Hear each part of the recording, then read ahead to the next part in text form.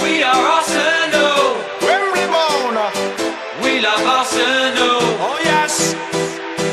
We are Arsenal. No mercy.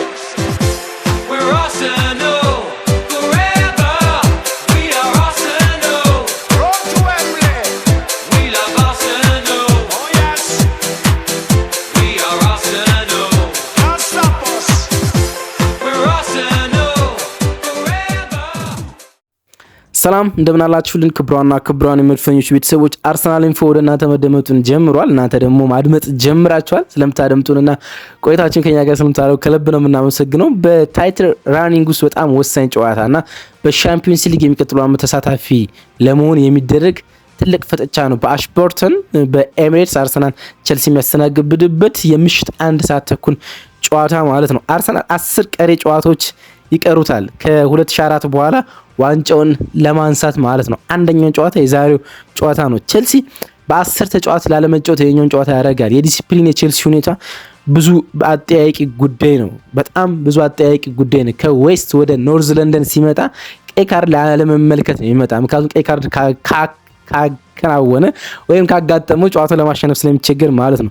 ቸልሲዎች ያለፉትን 8 ጨዋታዎች መድፈኞቹ ማሸነፍ አልቻሉም።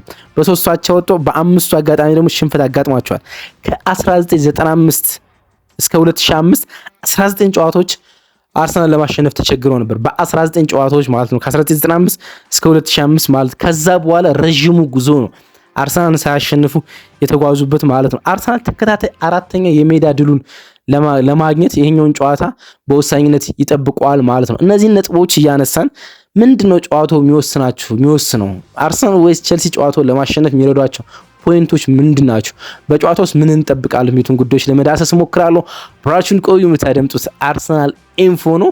ሰብስክራይብ አድርጋችሁ ቪዲዮን ገና ደግሞ ስትጀምሩት ገና ይሄንን ድምጽ ስትሰሙ ገና ላይክ አድርጋችሁ ጀምሩ። አብራችሁን ቆዩ። ከኖርዝ ለንደን ፎሬቨር ድምጽ በኋላ ተመልሼ እመጣለሁ።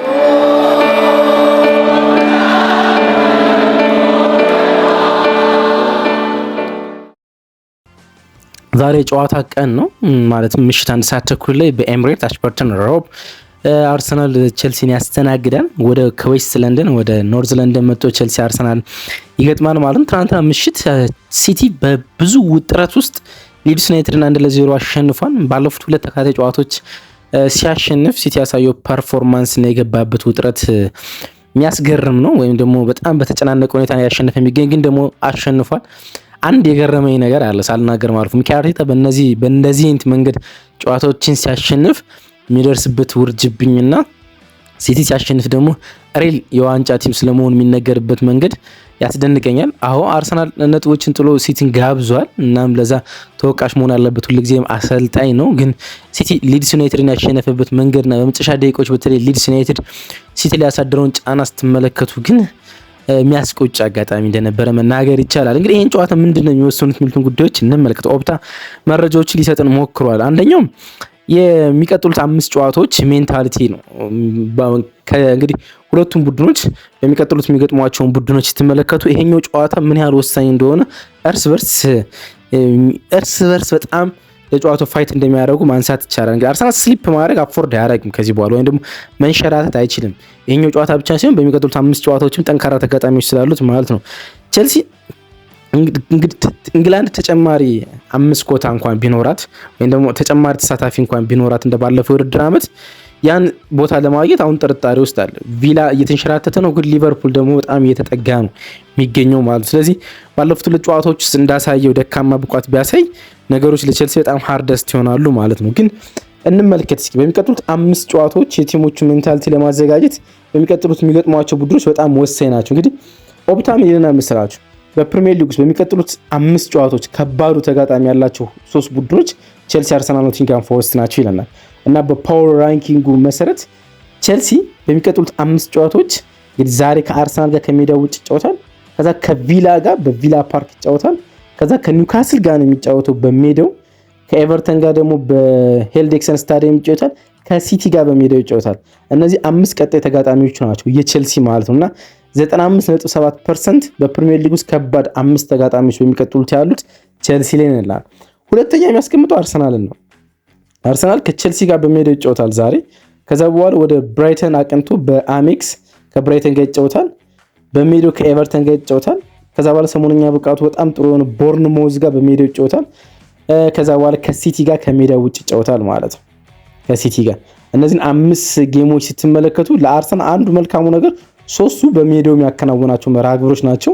ከሲቲ ጋር የሚያደርገው ደግሞ ታይትል ሚለይ አይነት ጨዋታ ነው። እንደዚህ ያልን እንቀጥልና ሲቲ ግን የሚቀጥሉት 5 ጨዋታዎች ከሊድስ፣ ከኖቲንጋም ፎረስት፣ ከዌስትሃም፣ ከክሪስታል ፓላስ እና ከቼልሲ ጋር ነው ያሉትና ከዚህ አንጻር ስትመለከቱት ቼልሲ በፕሪሚየር ሊግ ውስጥ ሃርደስ ተጋጣሚ ያለው ነው። ብሬንፎርድ ደግሞ በፕሪሚየር ሊግ ውስጥ ቀጣይ 5 ጨዋታዎች ውስጥ ሊል ናቸው ይልናል እና ይሄ ሜንታሊቲ ለሚቀጥሉት 5 ጨዋታዎች ስላላቸው ሜንታሊቲ ሲያስቡ ይሄኛው ጨዋታ በጣም ወሳኝ እንደሆነ መታሰብ እንደሚገባው ይነሳል። ሁለተኛው የአርሰናል የለንደን ደርቢ ሪከርድ ነው። ይሄኛው በጉልህ መነሳት ያለበት ነጥብ ነው። የሚካኤል አርቴታና የአርሰናል ለንደን ደርቢ ላይ ያላቸው ሪከርድ ለጨዋታው ምንም ጥያቄ የለውም። ሚካኤል አርቴታ ከጨዋታው አስቀድሞ ባለፈው ሳምንት የተጫወተው ጨዋታ ባለፈው 5 ዓመት የተጫወተው ጨዋታ ለዚህኛው ጨዋታ ምንም ወሳኝነት የለውም።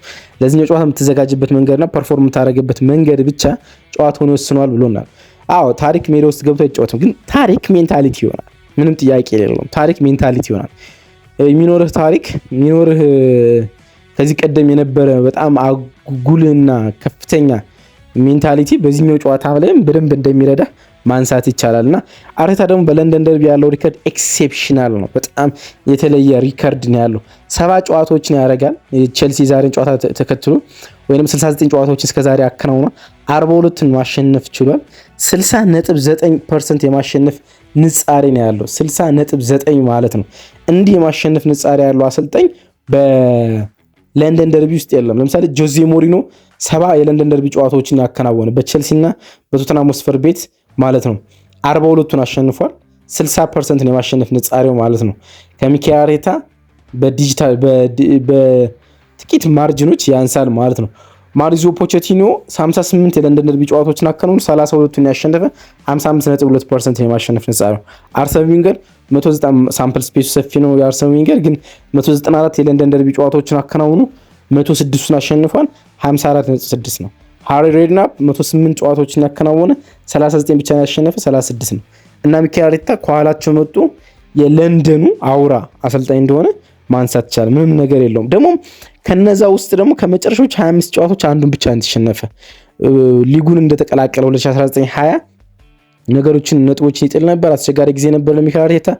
ግን አሁን ከመጨረሻ 25 ጨዋታዎች አንዱን ብቻ እንደተሸነፈ 18ቱን አሸንፎ 6ቱን አቻ ወጥቷል። ከ2022-23 በኋላ ከዌስትሃም በሁለት አጋጣሚዎች ውጭ ጎል ካላስቆጠረበት ውጭ በሁሉም የለንደን ደርቢ ጨዋታዎች ጎል ማስቆጠር ችሏል። በሁሉም ማለት ነው። እንግዲህ ሚካኤል አርቴታ ቀጥሮ እንደፈጸመ በሁለተኛ ሳምንት ያደረገው ጨዋታ ከቼልሲ ጋር ነው። ያኔ 2-1 ተሸንፎ ነበር። ከዛ በኋላ ከቼልሲ ጋር 15 ጨዋታዎችን አከናውኖ በአንድ አጋጣሚ ብቻ ነው የተሸነፈ። በሁሉም ውድድሮች በአንድ አጋጣሚ ብቻ ማለት ነው። የኤፍኤ ካፕ የፋይናል ጨዋታዎችን ዘንድሮ ያደረጋቸውን የሊግ ካፕ ወይ ካራባኦ ካፕ ግማሽ ፍጻሜ ጨዋታዎችን ጀምሮ 10 ጨዋታዎች ሲያሸንፍ በ4 ደግሞ አቻ ተለያይተዋል ማለት ያን ያህል በለንደን ደርቢና ቼልሲ ላይ በጣም አስደናቂ ሪከርዶች ሚካኤል አርቴታ እንዳለው ማንሳት ይቻላል ማለት ነው። ሌላ በሶስተኛነት እናነሳው የቼልሲ ዲሲፕሊን ነው። በጨዋታ ውስጥ ትልቁ ፖይንት ወይንም ጨዋታው ሊወስነው የሚችለው የቼልሲ ዲሲፕሊን ነው፣ ወይም ደግሞ ቼልሲ በጨዋታዎች ውስጥ ያለው ሬካርዶች እንደሆኑ ማንሳት ይቻላል። በዚህ ውድድር ዓመት 6ኛ ቀይ ካርዱን ተመልክቷል። ባለፈው ኩኩሬላ በቀይ ካርድ ሲወጣ ማለት ነው። ከሌሎቹ የፕሪሚየር ሊግ ቡድኖች በ2 እጥፍ ይበልጣል። ሌሎቹ የተመለከቱት 3 ቀይ ካርድ ነው። በ2 እጥፍ ይበልጣል ከሌሎቹ ማለት ትዋይስ። በሁሉም ውድድሮች 9 ቀይ ካርድ ነው የተመለከተ 9 ቀይ ካርድ እና በአውሮፓ አጠቃላይ ከደብል ከእጥፍ በላይ ይበልጣል በቀይ ካርዶች ብዛት ማለት ነው። ከፍተኛ አየው ከተባለው ቡድን 3 ነው እሱ። ከዛ 2 እና 3 እጥፍ ይበልጣል ማለት ነው። የራሱ ሪከርድ አሻሽሏል። ለምሳሌ 2022-23-24 ሲዝን ላይ 109 ካርዶችን ነበር የተመለከተ፣ 5 ቢጫ ካርድ 4 ቀይ ካርድ። ባለፈው ዓመት ደግሞ 101 ካርዶችን የተመለከተ 99 ቢጫ ካርድ 2 ቀይ ካርድ ማለት ነው እና ከፍ እያደረገው ነው የመጣ ማለት ነው የካርዶችን መጠን ማለት ነው። ኦፕታ ሪከርድ ነው የሚለን በአንድ የውድድር ዘመን የቀይ ካርድ የኪፒአር ነው የሰንደርላንድ ነው። ኪፒአር በ2011-12 እንዲሁም ደግሞ ሰንደርላንድ በ2009-10 9 ቀይ ካርዶችን ተመልክቷል። ቼልሲ የሚቀጥሉት ወደ 10 የሚጠጉ ጨዋታዎች ይቀሩታል። ስለዚህ ከዚህ በኋላ የማየት እድሉ በጣም ሰፊ ነው። ግን ቀይ ካርዶቹ ውጤት ላይ በጣም ተጽዕኖ አላቸው። ለምሳሌ ባለፉት ቀይ ካርድ በተመለከተ በ6 አጋጣሚዎች ማሸነፍ ይቻሉ አንድ ጨዋታ ብቻ ነው። በሁለት አጋጣሚያቸው ወጡ፣ በሶስቱ ደግሞ ተሸንፏል። አንደኛው አቻ ደግሞ ከአርሰናል ነው ታስታውሳላችሁ። ሞሴስ ካይሴዶ በቀይ ካርድ የወጣበት ቼልሲ ጨዋታውን መርቶ ከዛ ሚካኤል ሜሪኖ አቻ አድርጎ ጨዋታው በተለያየበት ማለት ነውና በጣም የገረመኝ ለምሳሌ ከማንቸስተር ዩናይትድ ጋር ዘንድሮ ሲጫወት 103 ደቂቃዎችን ተጨማሪ ጋር በ10 ተጫዋች ነው የተጫወተ። ከብራይተን ጋር ዘንድሮ 50 ደቂቃዎችን በ10 ተጫዋች ነው የተጫወተ። ከፎረስት ጋር 8 ደቂቃዎችን በ10 ተጫዋች ነው የተጫወተ። ከአርሰናል ጋር 61 ደቂቃዎችን በ10 ተጫዋች ነው የተጫወተ። ከፉላም ጋር 81 ደቂቃ በ10 ተጫዋች ነው የተጫወተ። ከበርንሌ ጋር 25 ደቂቃዎችን በ10 ተጫዋች ነው የተጫወተ። በጠቅላላው 330 ደቂቃዎችን በዚህ ውድድር ዓመት ቼልሲ በ10 ተጫዋች ነው የተጫወተ ማለት ነው። ስለዚህ ይሄኛውን ጨዋታ ሊወስኑት ከሚችሉት ፖይንቶች ውስጥ አንደኛው የቼልሲ መጥፎ ዲሲፕሊን እንደሆነ ማንሳት ይቻላል ማለት ነው። ሌላኛው ይህን ጨዋታ ምን ይወስነዋል ካላችሁኝ የቼልሲ መሪነትን የማስጠበቅ ችግር ነው። በዚህ ውድድር ዓመት ከተመለከትናቸው የቼልሲ በጣም መጥፎ ነገሮችን አርሰናል ሊጠቀምበት ከሚችለው ነገር አንዱ የቼልሲ መሪነትን የማስጠበቅ ደካማነት ነው። ቼልሲ ከዊኒንግ ፖዚሽን ብዙ ጊዜ ነግሬዋለሁ። ዊኒንግ ፖዚሽን ማለት ከመምራት በኋላ 19 ነጥቦችን የጣለው 19 ነጥቦችን በ27 የፕሪሚየር ሊግ ጨዋታዎች ማለት ነው። በ8 አጋጣሚዎች 3 ጨዋታዎችን እየመራ ተሸንፏል። 5 ጨዋታዎችን ደግሞ እየመራቸው ወጥቷል ማለት ነው። አንደኛው የአርሰናል ነው ቅድም ተነጋገር ነው ማለት። ስለዚህ ከዊኒንግ ፖዚሽን በርካታ ነጥቦችን የጣለ እንዲህ ደግሞ ጥሎ ያውቅ። ለምሳሌ 2024/25 ከዊኒንግ ፖዚሽን 15 ነጥብ የጣለ 2023/24 ከዊኒንግ ፖዚሽን 15 ነጥብ ጥሏል። በተመሳሳይ 2022/23 18 ነጥብ የጣለ ከፍተኛ የጣለው በ2021/22 ነው 20 ነጥብ የጣለበት ነው። አሁን 19 ነው። ገና ቀጣይ ጨዋታዎች እያሉ ማለት ነውና በዚህ ውድድር ዓመት ከዊኒንግ ፖዚሽን ብዙ ነጥብ የጣለው ቲም ማን ነው የሚሉትን ለመመልከት ስሞክር ነበር። አንደኛው ዌስትሃም ነው። ከዊኒንግ ፖዚሽን 20 ነጥቦችን የጣለ 20 ነጥብ ማለት ነው። ኒውካስል ከዊኒንግ ፖዚሽን 19 ነጥብ ጥሏል። ቼልሲ በተመሳሳይ 19 ነጥብ ጥሏል። ከዊኒንግ ፖዚሽን በጣም ትንሽ ነጥብ የጣለው ቡድን በፕሪሚየር ሊግ ውስጥ አስቶን ቪላ ነው። 4 ነጥብ ብቻ ነው የጣለው። እየመራ አስቶን ቪላ አይሸነፍም የማቸው ይወጣ 4 ነጥብ ብቻ ነው የጣለው። ከዛ በኋላ የሚገኝ ሁለተኛ ቡድን ፎረስት ነው 6 ነጥብ፣ ሰንደርላንድ 6 ነጥብ እያለ አርሰናል 9 ነጥብ ላይ እናገኘዋለን ማለት ነው። አርሰናልም 9 ነጥቦችን የጣላቸው 2026 ከገባ ነው። ከ2026 በፊት ከዊኒንግ ፖዚሽን ምንም ነጥቦችን አልጣልም ነበር። አሁን ነው በቅርብ እየጣለ የሚገኝ ማለት ነው። አንደኛው ጨዋታው ሊወስነው የሚችለው ነገር ይሄኛው ሪከርድ እንደሆነ ማንሳት ይቻላል። ምክንያቱም ቼልሲ ጨዋታውን እንኳን መርቶ በዛ የማጠናቀቅ ዕድሉ አነስተኛ ስለሚሆን ማለት ነው። አምስተኛውና የመጨረሻው ፖይንት ጨዋታው ሊወስነው የሚችለው የቪክተር ዮኬሬሽ ሰሞነኛ ፐርፎርማንስ ብቻውን ጨዋታውን ሊወስነው ይችላል። በኤንኤልዲ በኖርዝ ለንደን ደርቢ የቪክተር ዮኬሬሽን ፐርፎርማንስ ተመልክተናል አይደል? ተመልክተናል ብቻ ሳይሆን ፍጹም አስደናቂ ነው የነበረ። 2 ጎሎችን ማስቆጠር ችሏል። እናም በጨዋታው የነበረ ፐርፎርማንስ ወደ አርሰናል ከመጣ በኋላ በአርሰናል ማሊያ ያሳየው በጣም አስደናቂ ፐርፎርማንስ ነው ስንባባል ነበር አይደለ? ደግሞም ልክ ነን። በ2026 ከገባ 8 ጎሎችን በሁሉም ውድድሮች ማስቆጠር ችሏል።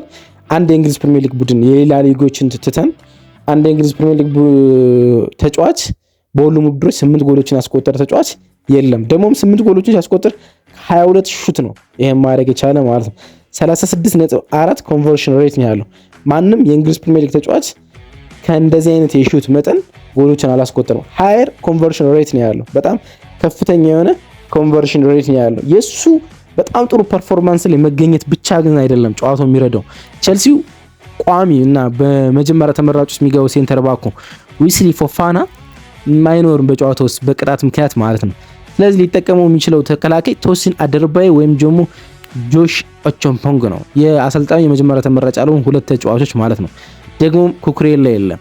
ስለዚህ ለአርሰናል እና ለቪክተር ዮኬሬሽ ይሄ ጨዋታውን ከሚወስኑት ነገሮች እንደ አንዱ ማንሳት ይቻላል ማለት ነው። ምሽት 1 ሰዓት ተኩል ጨዋታው ይከናወናል። እነዚህ ፖይንቶች ጨዋታው ሊወስኑት ይችላሉ።